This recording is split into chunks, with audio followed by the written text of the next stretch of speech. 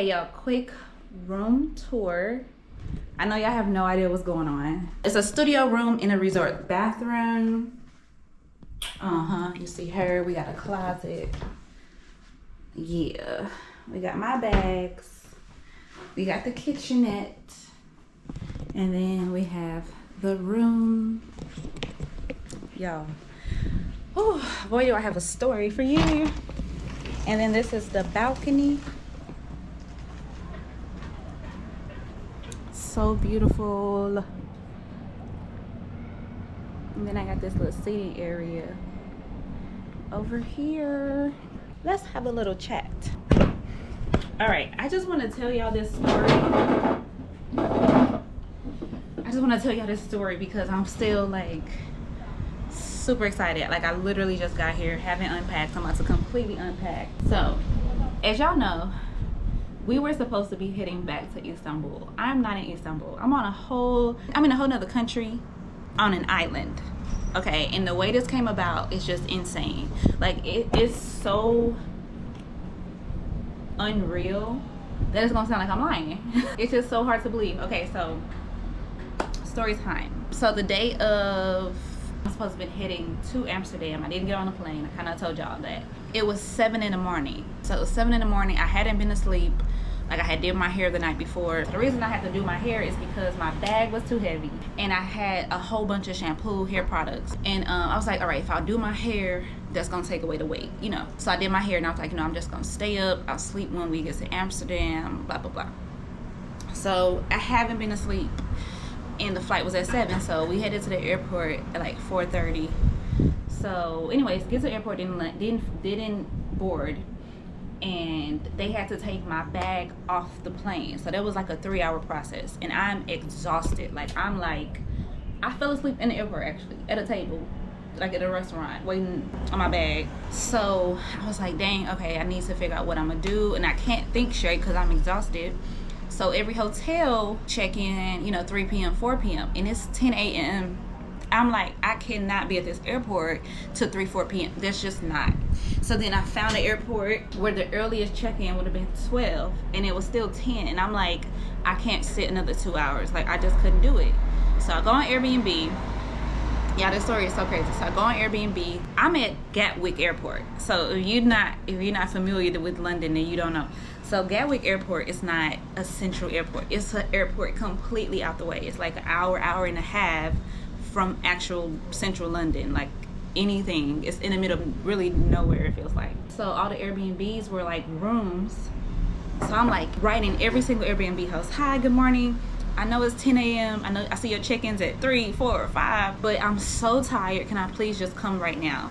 So many people just didn't write me back. It was 2 people that wrote me back. One of them, she was basically like, the earliest I could come was 1 or 2, because she wasn't home. And then another lady said she wasn't home either, but she'll be home in an hour and I can come then. And she was like 5 minutes from the airport, literally 5-minute drive. So I was like, okay, I'm coming. So I booked it and it was just a room. Caught the bus, because it was a bus that goes straight there from the airport. Got to the Airbnb and just slept the whole day. Like, I don't think I woke up till like 10 p.m. I was so tired. I had told her, I was like, I'm gonna stay today, but I may stay tomorrow too. I gotta figure it out when I wake up. So I stayed there. She was like, somebody booked it for the next day. So I'm like, shoot, you know, so I gotta get my stuff. I still don't have a flight to Istanbul back. I can't even think, you know, about a flight. I just need to sleep. So when I woke up at that night, and she was like, hey, someone booked it tomorrow, blah, blah, blah. And I was like, okay, no worries. So I'm looking at flights, and flights for the next day was insane. Like, they were $1,000, $2,000 direct, and if I didn't do direct, it was like a 12-hour layover, 30-hour layover. I'm just like, no, I'm not paying that much and I'm not waiting that long. So I'm over here trying to find a different Airbnb, and the lady, Miss P, let's just call her Miss P, she was like, so did you find you a flight for tomorrow? And I was like, no, I'm just gonna like go to a hotel or whatever. She was like, wait, I thought you had a flight, you know, so that's why I opened I opened up the next day for you, but somebody else booked it. And she was like, don't worry, you don't have to leave. I'll put somebody else in another room. So I'm in this big old house, y'all. Like, the house is like, they got 7 bedrooms in this house, and it's like this old couple, just lovely people. And she was like, don't worry about it, I'll put her in another room, don't worry about it. And I was like, okay. So it kind of gave me just like another breather. I could stay another night and figure my stuff out. So I ended up staying there for 4 days, and on the 3rd day, me and her had a long talk. Like, this is like an older white lady, super sweet, and we had a long talk, like maybe 2-3 hours, about the whole fiasco and kind of just day to day what was happening on the trip and how everything unfolded. And it just kind of caught me blindsided of it falling apart, you know. So y'all would never believe, and it's just crazy how things like always work out. Like, I promise you, things will always work out if you just remain positive and keep an optimistic outlook on life. Because I was not obviously expecting to not go to Amsterdam and Switzerland, all these places I really wanted to go. So she said, you know, after we had this long talk, she was just like, you got 2 options here. Which I didn't think I had 2 options. I had 1, go back to Istanbul. And she was like, you can either go to Istanbul, cut your losses, or I can give you 2 weeks in Tenerife. And I'm like, first of all, what is Tenerife? Like, what is Tenerife? I never even heard of Tenerife. And I'm just like, what, huh? What do you mean? And she was like, we have a timeshare that we pay. We've been paying it for 10 years that allows us to go anywhere in the world and have accommodations. Due to everything you've been through, I want to give you 2 weeks in Tenerife. And I'm just like, what do you mean by that? You know what I mean? Like, huh? I've never even heard of this place. Now, I've heard of Canary Islands, so it's the largest island in the Canary Islands. So I'm in the Canary Islands, y'all. Like, I'm here, babes. We're here. Okay, well, I want to tell y'all the story. So she offers me that, and I'm kind of just like not jumping at it. I'm just like, okay, because I don't even know, like, what do you? I'm just like, huh? So I was like, okay, let me think about it. Let me, you know, just think this through, because this is like, you know.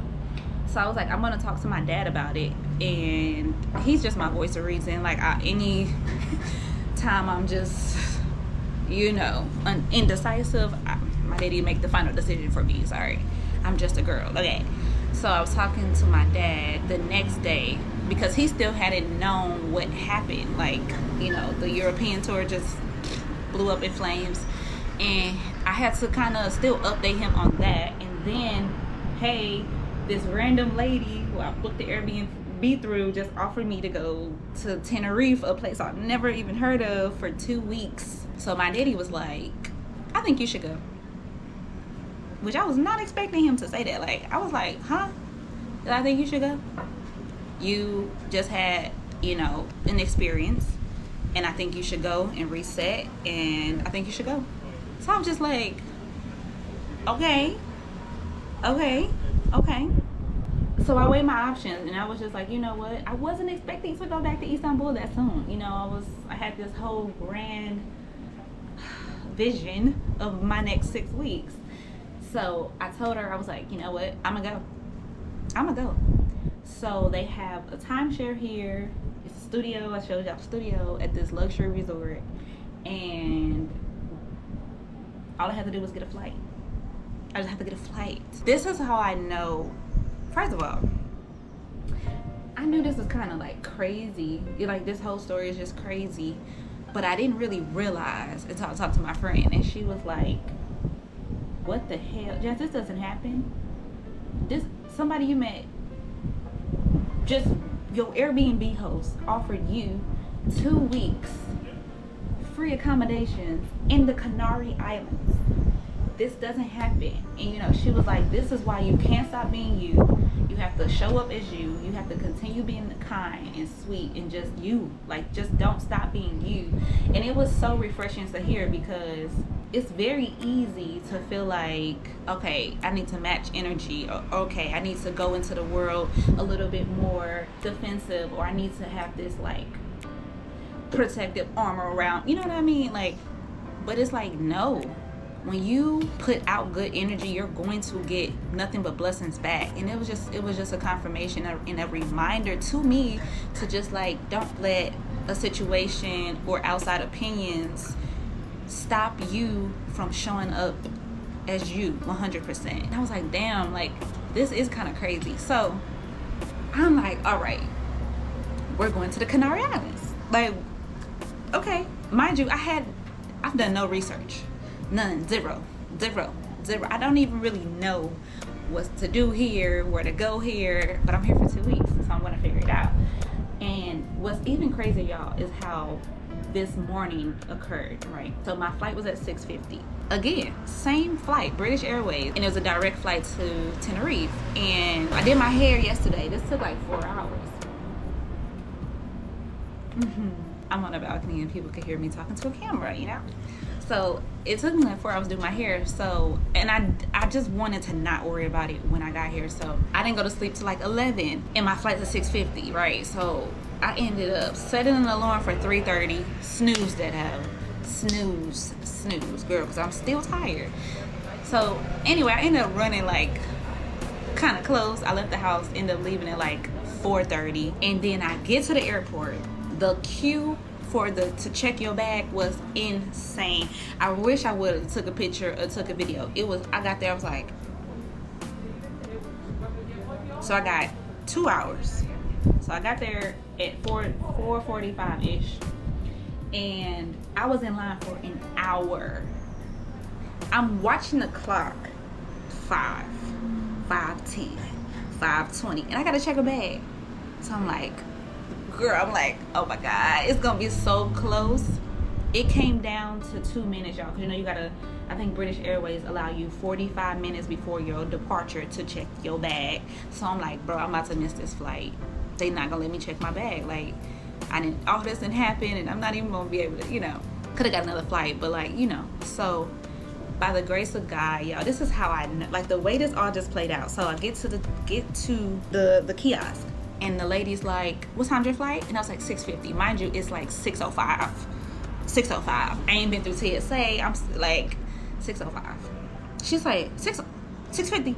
She just whip out her phone and make a call. She's like, hi, I have a young lady here. You know, she's been in the queue and her flight's at 6:50.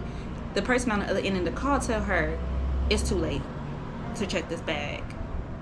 And she looked at me, she said, they said it's too late. My heart just like dropped. But I already knew it was a chance she was about to tell me that. So I was like already planning, okay, you know, maybe they could put my bag on the next flight. I could run and make this flight, or I can get on the next flight, whatever. And she was like, hold on. She called somebody else. Hey, same story. I got a young lady here. She's been in the queue. Her flight's at 6:50. They tell her it's too late. So this is now 2 different people. Maybe her supervisor or the director of luggage, I don't know. 2 separate people tell her it's too late. The lady, she hang up on them. She say, nah. She just gets to type it. She handed me my boarding pass. She said, run to gate 24. Don't worry about this. Run to gate 24. Don't stop nowhere. That's literally what she said. Don't stop. Run to gate 24. And I was like, so she didn't care what them people said. She did not care this. Oh my God. I was just like, wow. So she put my bag through, even though they told her it was too late. And it was, by the time my bag went through, it was definitely 6:10. Flight's at 6:50. Okay. So, child, I run, you know, not run, but like I'm speed walking to TSA to go through security. Get through security, 3 of my bags get stopped. I'm just like, by this time it's 6:30. It's 6:30. My flight's at 6:50. So I'm just like, I know I didn't come this far to just come this far. So go through security. They stopped. They was like, you were supposed to take this laptop out. I got 2 laptops. So they like, send it back through. And I'm just like watching the clock, like this flight is about to leave me. So finally get through security. It's like 6:35, 6:37, and you know they closed the doors to the plane not at 6:50, before 6:50. Before your flight time. So I'm literally like sweating bullish, like speed walking, baby. You would have thought I was in a marathon. Okay, I'm not running, but I'm speed walking. And I hear them call my name over the intercom. Jasmine, You have 5 minutes to get to the gate or we will be removing your bag from the plane. I'm like, bro. And I'm watching the signs and the signs say 5 to 9 minute walk to gate 24. And I'm just like, oh my God, I'm about to freaking miss this flight. And I didn't like, it's just like, so I'm walking to the gate. I'm the only one in this end of the like terminal area, and I could see 2 ladies at the end, like they like this with their arms crossed, like watching me. Are you for Tenerife? Yes. They was like, finally. So then we all speed walk in, and they just give me my passport, and I got a roller bag, 2 book bags, and a purse. So now the guy, this random guy with the little like highlighter vest on, he like, let's not forget our handbag policy. So I'm like, well, this could fit in here. And I was like, we don't care, just go. Child, so I get on the plane. Whole plane watching me, y'all. Whole plane is seated. All the cupboards is closed, and they just all watching me. Just like, good morning. And I made it. And I like sat down. I was like, oh, we made it. And the guy next to me, he was like, happy to see you made it. It's like everybody knew that I was the hold up child. But the way it just all happened is insane. From my freaking Airbnb host offering me 2 weeks in the Canary Islands, didn't want nothing from me, nothing. And then she wanted me to pay her outside of Airbnb. Outside, like the first day I booked it on Airbnb, but the other days she was like, just give me $25 a day. Mind you, it was $70 a day, and it was just like, you know. And then the lady who did not care what them people on the phone said and pushed my bag through 30 minutes, 40 minutes, whatever. But it was definitely, she was like, you know what? Run. Don't worry about this. I'm going to send it through. So when I landed, I was like, Lord, please let my bag be here. Please let my bag be here. Bag was there, and we hear y'all, and it's just like the way everything just happened. I'm like, what's about to happen in Tenerife? Why did I need to be here? What is waiting for me on the other side of this island? Like, what is going to happen? We shall see. Like, I feel like I'm supposed to be here. The way this all happened, all occurred, I'm supposed to be here. I don't know why yet. We gonna find out together. But that's the update, y'all. We got a new stamp on our passport, which I need to look at because I don't know how long I can stay here. I'm here for 2 weeks for sure. So I got, she reserved this for me for 2 weeks. Like, 2 weeks. Who is offering a stranger 2 weeks accommodation for it? Don't want nothing in return. And it was just like the best Airbnb experience ever. Like, they was just so lovely. Her and her husband. I met their grandkids, y'all. Oh my God, it was so cute because the grandpa would come up and be like, Miss Jasmine, we have the little baby grandkid, little people. He called them the little people. The little baby grandson is here if you want to come meet him. And I was like, he went out his way to come upstairs and get me to come meet their grandson. You know, it was just, I feel so blessed. I feel nothing but gratitude and appreciation for my personality and the way I make people feel like I care about them, because I do care about people. And I don't think there's enough like that in the world now, especially now. So when you come across good people, don't take them for granted. And I don't take them for granted, you know. And I feel like I continue to meet good people because I'm a good person. So I ain't gonna stop being me. Yeah, I can say what you want. You could judge what you want. At the end of the day, being friendly, being nice, and being kind, and being good-hearted get you 2 weeks in the Canary Islands, baby. So, yeah, that's what's happening. That's the update, y'all. I'm like so hot. I'm about to shower, unpack. I'm gonna unpack because I'm here for a while, and I may stay longer depending on what's going down in Tenerife, babes. I just cannot. Let me show y'all the view again. Like, this is where we at. Literally, the sea is right there.